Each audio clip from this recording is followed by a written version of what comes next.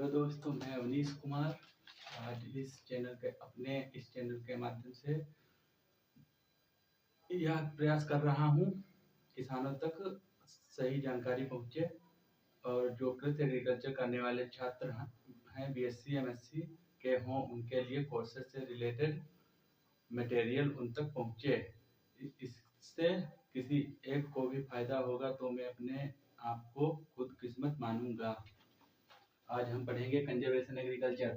तो इसमें है, सबसे पहले हम पढ़ेंगे प्रिंसिपल ऑफ कंजर्वेशन एग्रीकल्चर। तो इसमें 3 प्रिंसिपल होते हैं। तो पहला प्रिंसिपल है मिनिमम सॉइल डिस्टरबेंस,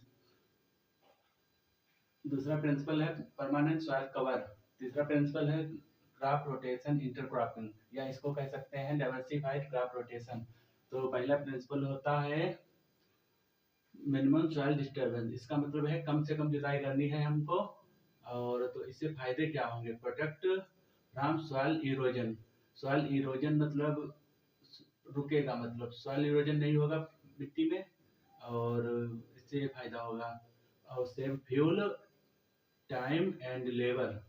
फ्यूल ईंधन की बचत होगी, टाइम की बचत होगी, लेबर की कास्ट बचेगी, और इससे फायदा होगा increase soil organic matter. Soil organic matter मिट्टी में बढ़ेगा, इससे ये फायदा होगा। और बेटर वाटर इनफिल्ट्रेशन, मिट्टी के अंदर पानी अच्छे से नीचे जाएगा, मतलब वाटर जो वाटर की जो होती है, क्या कहते हैं उसको, वाटर लेवल बढ़ेगी इसके।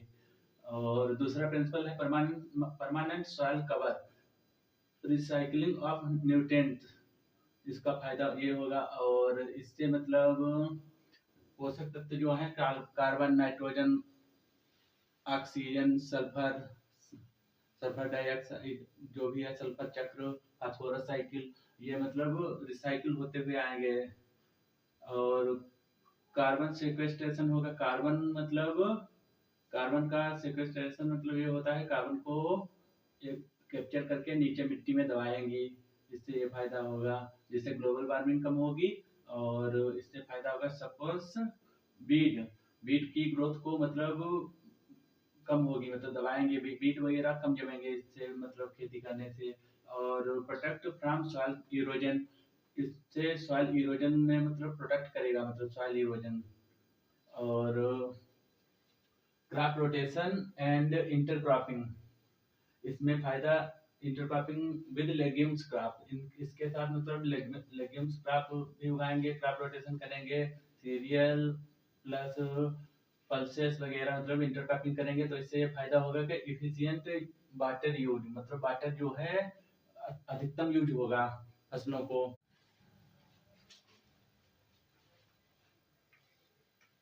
तो तीसरा प्रिंसिपल है क्रॉप रोटेशन एंड इंटरक्रॉपिंग। तो diversified crop rotation with intercrop, इसको कह सकते हैं आप। इफिशिएंट, इसका फायदा होता है इफिशिएंट वाटर यूज, वाटर का मैक्सिमम यूज होगा, मतलब अच्छे से, मतलब। और इससे फायदा होगा कंट्रोल पेस्ट, कीट वगैरह कम लगेंगे, कंट्रोल कर मतलब रोकथाम होगी कीटों की, और जो बीमारी वगैरह कम लगेंगी। और इम्प्रूव सॉइल फर्टिलिटी, इससे सॉइल फर्टिलिटी बढ़ेगी। दलहनी फसलें अगर इसमें ऐड करेंगे तो इसमें सॉइल फर्टिलिटी बढ़ेगी लंबे समय तक, मतलब सॉइल फर्टिलिटी रहेगी, तो इससे मतलब क्रॉप प्रोडक्शन अच्छा होगा, इससे इंक्रीज यील्ड होगी, यील्ड भी इससे बढ़ेगी। तो ये मैंने बता दिया है। और इसका सोर्स था FAO 2011, नॉरम एट अल 2021, ये सोर्स है इसका। आप इसका स्क्रीनशॉट ले लीजिए। उसके बाद एक और वैज्ञानिक ने मतलब प्रिंसिपल दिया है, मतलब उसको भी हम आपको बता देते हैं। आप इसका तब तक स्क्रीनशॉट ले लीजिए, इसको हम मिटा देते हैं।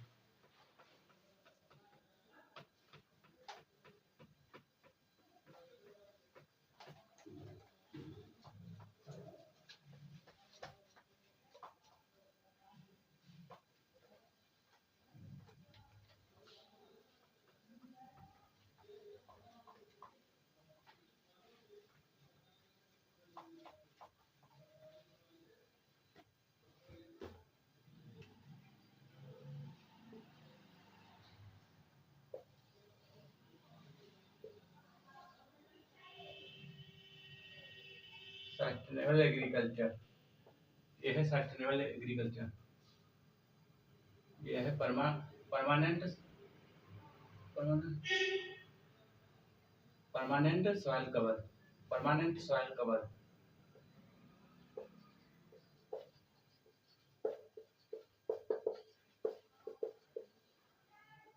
Soil cover, minimum soil disturbance.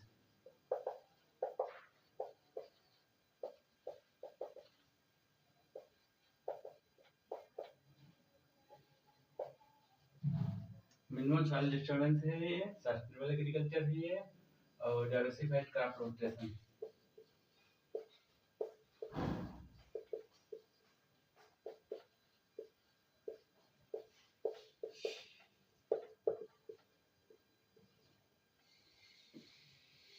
ये है मतलब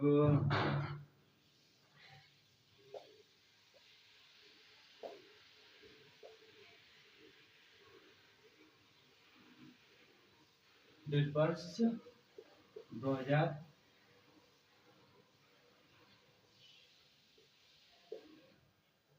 वर्ष 2001 मिनिमम, इसका मतलब ये है कि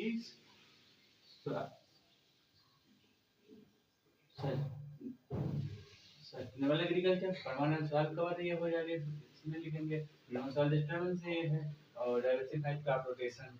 तो यही है, मतलब ये इसको वैज्ञानिक ने दिया है, तो आप इसको भी देख लें।